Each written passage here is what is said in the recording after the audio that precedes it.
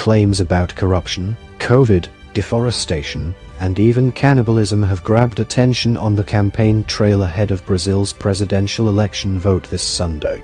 President Jair Bolsonaro is being challenged by former President Luiz Inácio Lula da Silva in a second-round runoff. We've looked at some of the main lines of attack for both candidates. Bolsonaro and Lula, who are both Catholic, have been seeking support among evangelical Christian voters, who make up almost a third of Brazil's population. However, their strategies have been rife with religious disinformation. One example of this is a video shared by two of Bolsonaro's sons and other politicians, in which a social influencer who describes himself as Satanist declares his support for Lula. The video went viral, alongside messages saying that Brazil would be running a spiritual risk if Lula was elected, despite the influencer having no relationship with the former president nor any influence on his policies. Lula's campaign team released a statement rejecting any involvement with devil worship, and the video was banned by the Electoral Court, the body overseeing the vote.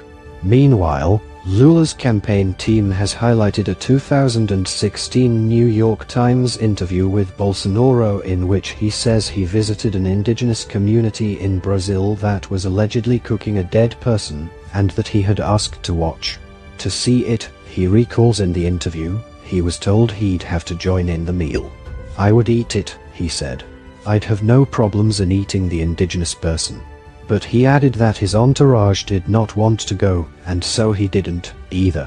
Lula's campaign produced a video featuring the 2016 interview, saying, "It's monstrous." Bolsonaro reveals that he would eat human flesh. Bolsonaro complained to the Electoral Court, which then banned Lula's campaign video, saying that it had portrayed the interview out of context. Leaders of the Yanomami people, the indigenous group Bolsonaro was referencing, reject his claim and say that they do not practice cannibalism.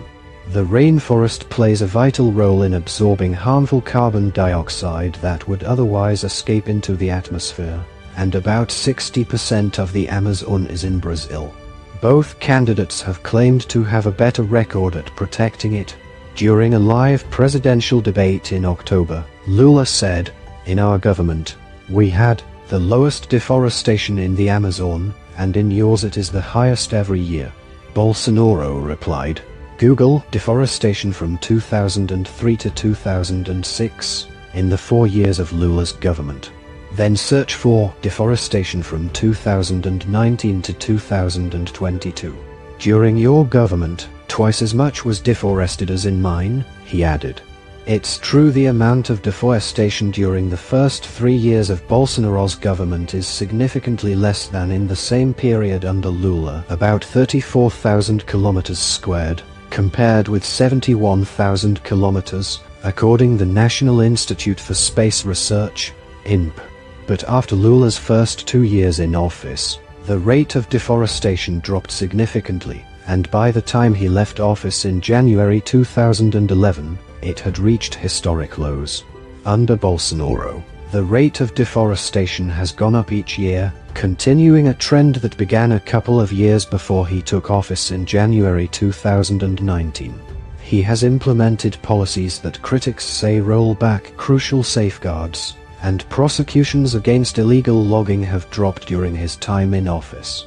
Corruption has been a central theme in the campaign. Bolsonaro has highlighted a major corruption scandal, which began during Lula's time in office, when billions of dollars were stolen in bribes and overpriced oil contracts linked to the state-run oil company, Petrobras. Lula himself was found guilty of involvement, and in 2017 he was sent to prison. His conviction was annulled last year, enabling him to stand in this election.